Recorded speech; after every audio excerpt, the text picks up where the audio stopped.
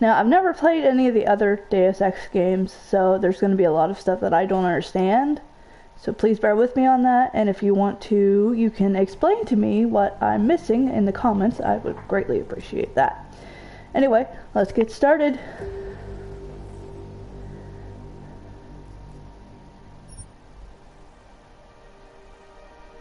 Okay.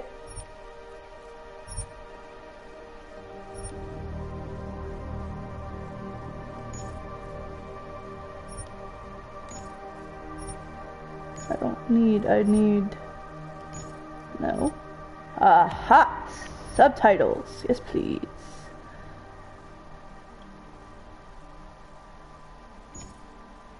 Did that... Okay.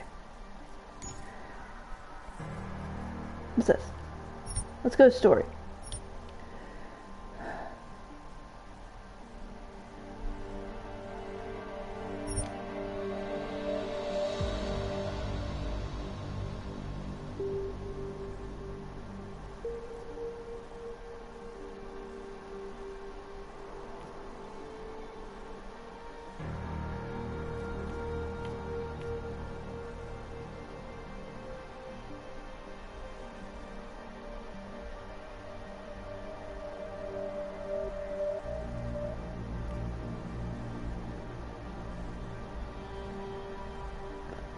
I don't see...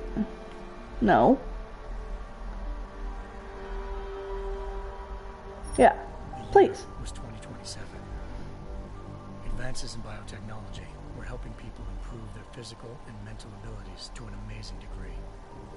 Provided, of course, they had enough money.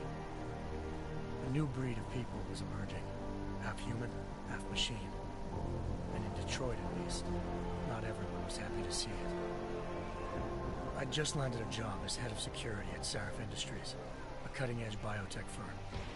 David Sarif himself handpicked me for the job. Said he needed me to keep his people safe. My ex, Megan Reed, was one of them. Brilliant neuroscientist, Megan had found a way to make augmentation safe and affordable for everyone. All she had to do was present her research to Congress.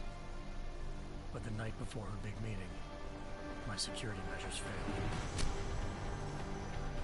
A team of Black Op mercenaries stormed into Sarif headquarters, massacring everyone in sight. 3 of the mercs were heavily augmented walking tanks. Their mission?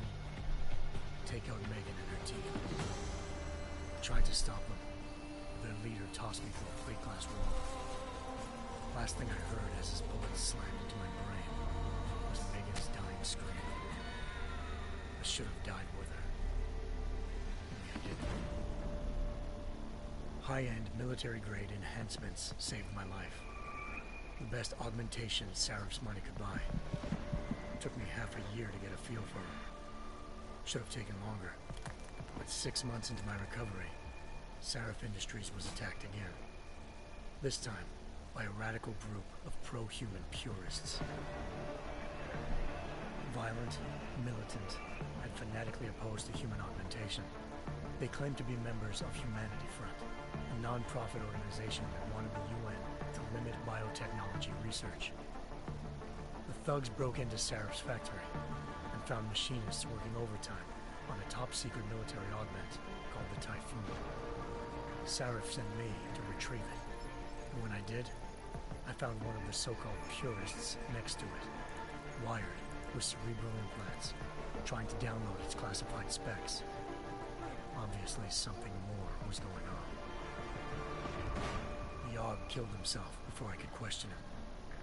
Sarif ordered me to dig deeper, so with the help of Frank Pritchard, Sarif's head of cybersecurity, I did. Turns out a second hacker had been controlling the Aug's actions from somewhere off-site. Pritchard and I tracked his signal to a secret FEMA internment camp in Detroit. The Black Op mercenaries were there. The same mercs who'd left me for dead 6 months before. Figured they'd try again when they saw me. It wasn't so easy for them this time. I took out the tank named Barrett. Even got him to give me a new lead. A penthouse apartment in China. Of course, we both knew it would be a trap in the end.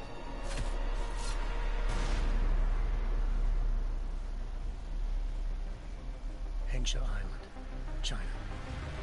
Home to a city so crowded, they had to build a second city on top of it. Trying to find clues in Hengsha wouldn't be easy. Lucky for me, I wasn't alone. Farida Malik, Sarif Industries' ace pilot, had lived in Hengsha before.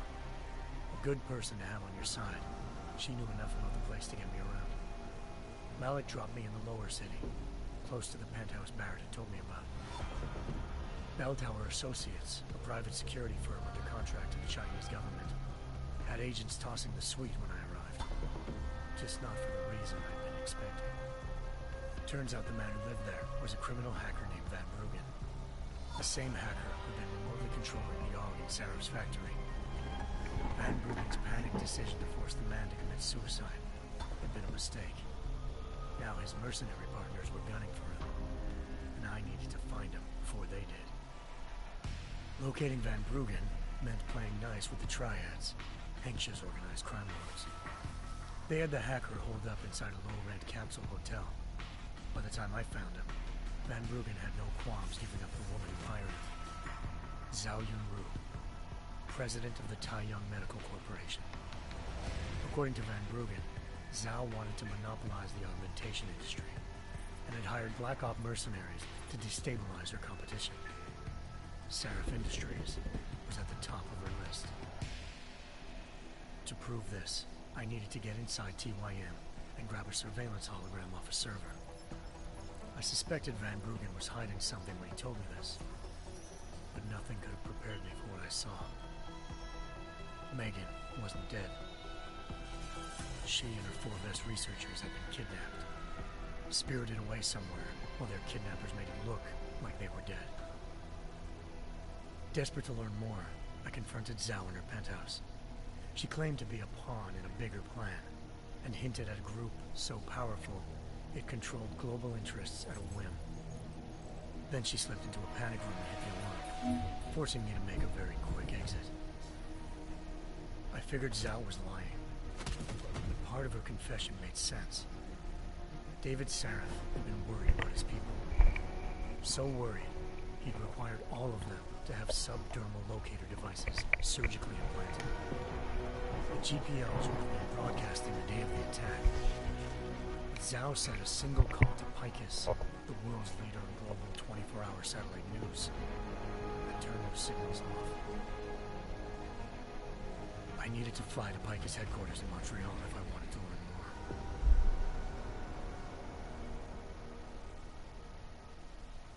more. Eliza Cassan, Picus Communications' First Lady of News. Malik thought I was reaching when I told her Eliza was involved in this. The world's most famous news anchor, working with a mercenary hit squad. But when I confronted Cassan in her office, she freely admitted to jamming Detroit's satellites the night Megan's team had been taken. Said she's just been following her commands. I suspected she wanted to say more. But Black Op mercenaries showed up, looking to shut us both down. And just like that, the Eliza I'd been talking to disappeared. The Mercs were led by an augmented killer I'd crossed paths with twice before. Fedorova, a woman who'd made silence her best friend.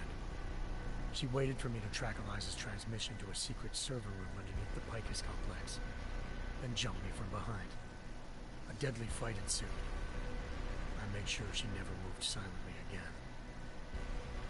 With Fedorova down, and no one left to keep Eliza quiet, she reappeared. Turns out Picus's First Lady of News wasn't a lady at all. She was a sophisticated AI program, engineered to monitor data streams and control what people believed.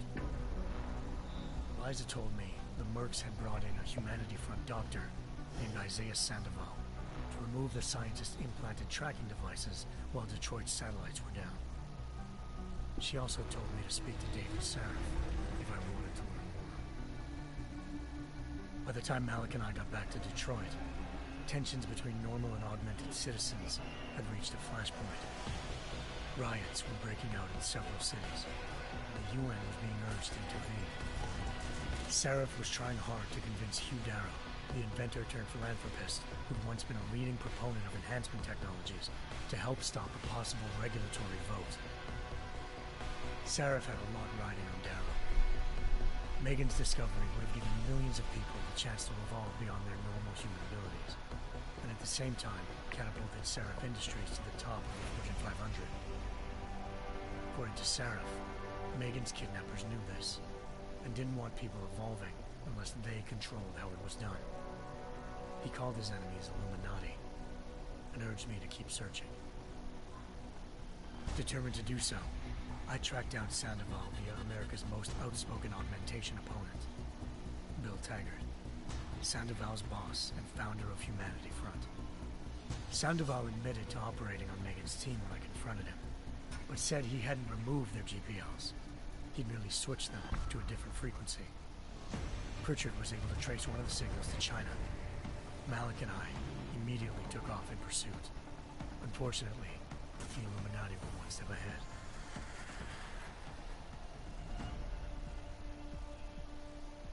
Ambushed. Shot out of the sky by Bell Tower Associates, seconds after entering Hengsha's airspace. Malik's piloting skills saved me.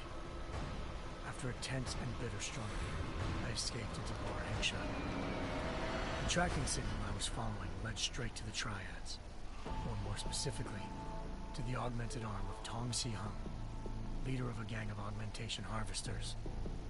Tong said they'd taken the arm off a corpse, which Bell Tower had left at their door, meaning at least one of Seraph's scientists was dead.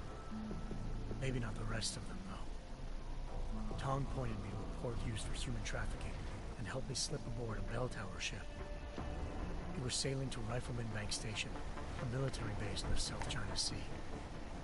Bell Tower was holding kidnapped civilians as prisoners there, and using them to perfect the Hyron Project, a human-computer interface that left most of its test subjects dead. My search for Megan would have ended then, if not for a mysterious ally named Quinn. In exchange for my help exposing Bell Tower, he slipped me aboard a second ship headed to Singapore, and an Illuminati-run biotech facility called Omega Ranch. 3 of Seraph's scientists were there, forced by their captors to create a technology capable of remotely shutting down augmented abilities. Thanks to an emergency recall notice issued by the World Health Organization, millions of people all over the world already had the biochip installed. With the help of the scientists, I tracked Megan to a private section of the ranch. There, I ran into Yaron Namir, the walking tank who'd put a bullet in my brain the first time we met. He'd teamed up with Zhao and was hoping to catch me off guard. But their little ambush didn't work. I found Megan in a suite belonging to Hugh Darrow, the billionaire philanthropist who Seraph had called on for help. Darrow had convinced her to go along with the biochip plan by promising to sabotage the tech. As she was explaining this, Darrow appeared in a global broadcast, telling the world that augmentations would be the death of mankind. Then he activated the biochips to prove his point. All over the world, augmented people flew into a killing frenzy. Darrow had betrayed everyone, and it was up to me to set things right. To do it, I had to reach Panchaea, a massive installation in the Arctic Ocean. As I raced through corridors built by an all-augmented workforce, I saw death and destruction firsthand. By the time I shut down Darrow's broadcast, I knew the damage he'd done. Still, humanity's future remained unclear. How would the world react to this sabotage? Would people ever regain their faith in augmentations again? What would be the Illuminati's next move? Only time could give us the answers.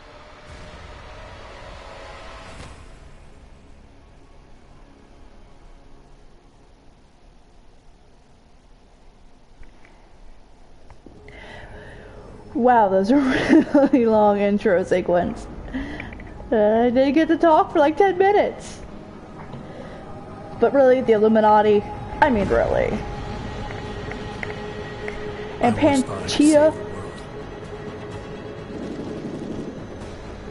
Now look at it. At least the graphics is better. Another augmented terror attack. 251 passengers aboard Sister Airlines Flight 451 were killed. passenger broke into the plane's cockpit and ruthlessly butchered its flight crew.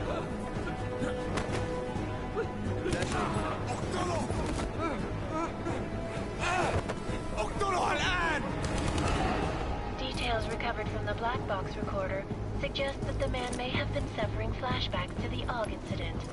That horrible day 2 years ago when augmented people all over the world flew into a psychotic killing spree, causing the greatest loss of life in recent history. Sometimes, you just have to let go. And embrace what you've become. Not gonna go all wonky on us now, Hansa, are you? Well, if I do, McCready, I guarantee you'll never see it coming. Agent Jensen! Am I gonna have a problem with you? No, sir. No reason to assume you would. Good. Because you are the only augmented operative on this team, and I intend to make good use of you. Well, Listen up, all of you. We got a sandstorm barreling down our arse and we can't afford to make mistakes. We're going after this man, an arms dealer named Shepard. He's ex-Bell Tower, one of the Special Forces commanders who disappeared during the incident. And he's come out of hiding. That cannot be good. It's not. He's selling weapons and military-grade augments to terrorists. This is Aran Singh, the undercover agent who lured Shepard out of his hole. Best you see Interpol's got.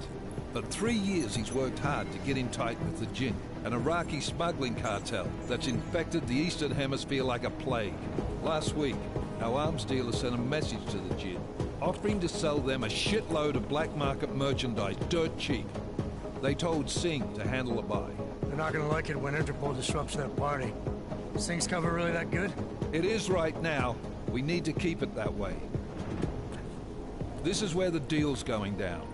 A half-finished high-rise hotel that's been abandoned ever since the incident. It's not a pretty picture inside. Let me guess. Most of the laborers were augmented with heavy-duty industrial rigs. So when the incident hit, and they all went schizo, things got gruesome real fast. And no one, except for some homeless junkies, have been inside the place ever since. So what's the plan, Director? Singh's meeting Shepard on the ground floor, inside the hotel's main atrium. He sent the bulk of his Jinn crew to the penthouse levels to secure a vantage point. I want McCready's team to take up positions overlooking the atrium and make the arrest. Jensen, you're going in solo from the roof. My objectives? Keep the Jinn from joining the party. As far as we can tell, only one route connects the atrium to the penthouse level, a halfway decent elevator shaft. Here. I want you to block access to it. Fine. Just cut me loose. Do you plan on relying solely on your augments for this one?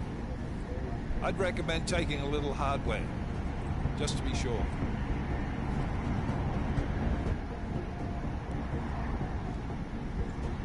oh, I can choose? Fuck it, I'm going.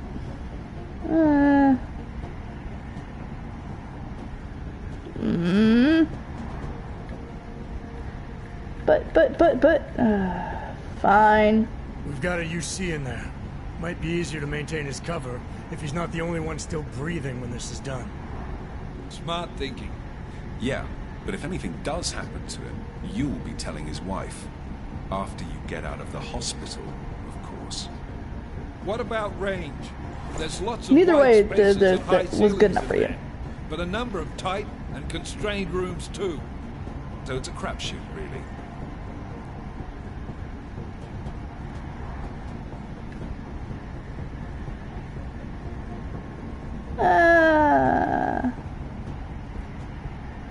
Good Never was good. one to play the odds.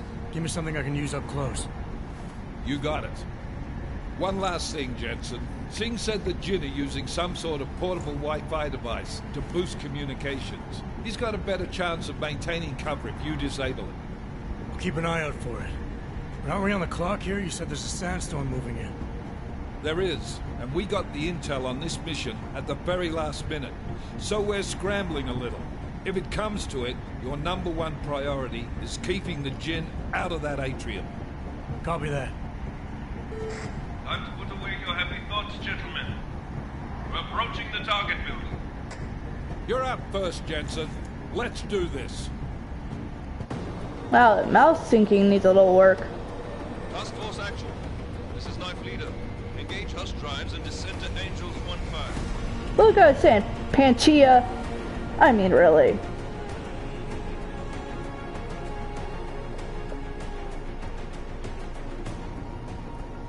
At least they're using stuff that's kind of like history because of Pangea, but at the same time, it's like, can't you guys think of something original? I don't know.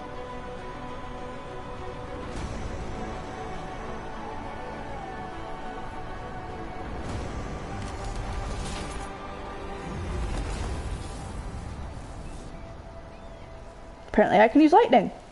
Sweet.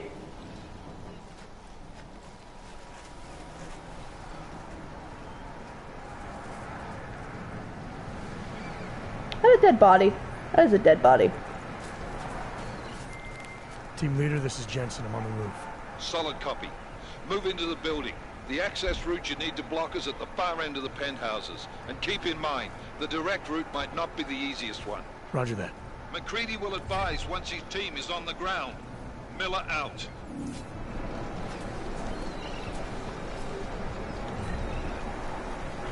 A credit chip. What the fuck does that do?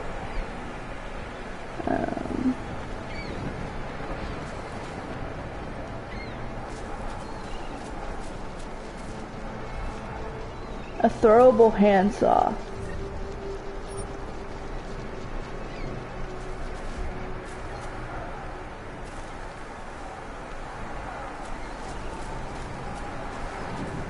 What am I supposed to do? Just grab things and throw them at people?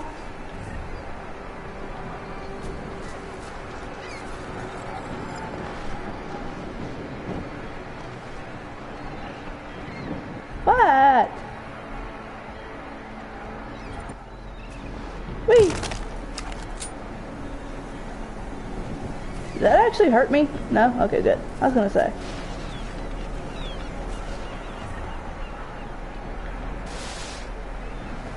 What was that?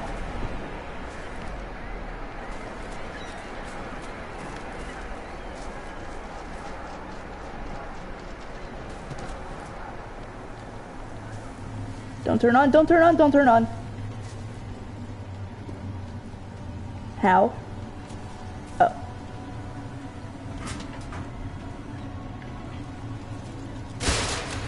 Oh yeah. I got the punchies.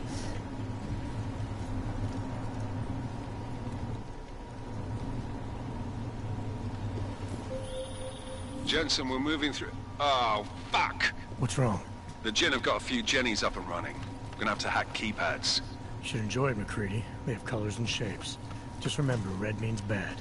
Fuck you.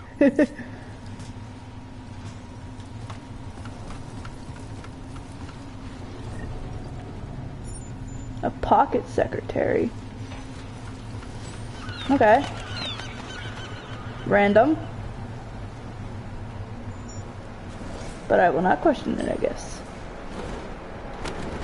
Alright, okay. Throw that. Yeah.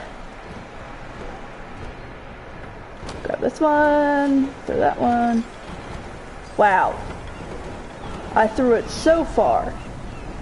Ooh, a medical box.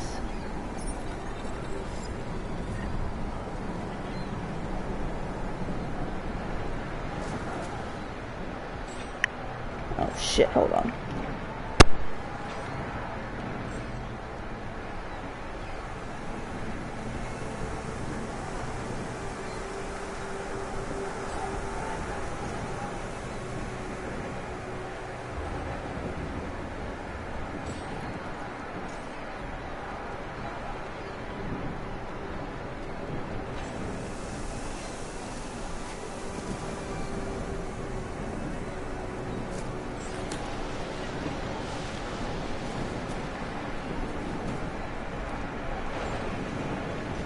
This is gonna be a short stream, guys, because I guess I have stuff to do now. But, can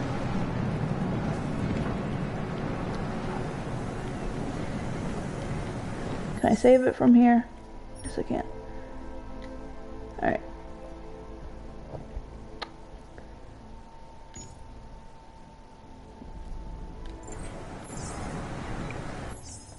But so far, I kind of like the game. I mean, I don't know, I think I need to be more engrossed in it before I can actually say anything. But this is not the only game that I'll be playing. I might be playing a couple other games at the same time, and I don't know if I'm going to do full Let's Plays on all of them. I don't even know if I'm going to do a full Let's Play on this. But if you want to see more of this or any of the other games, leave a like on this video or those videos, or leave a comment. Subscribe if you have not. This is Rose, signing off.